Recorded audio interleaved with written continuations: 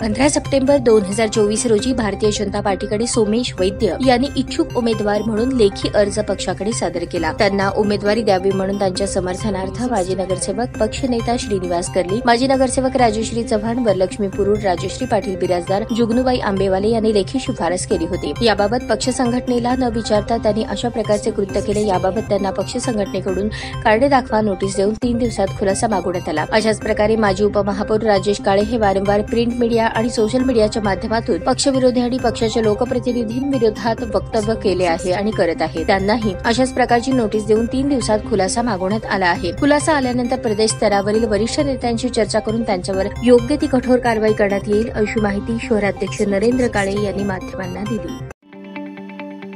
ताज्या बातम्या पाहण्यासाठी प्राईम महाराष्ट्र न्यूज चॅनलला सबस्क्राईब करा।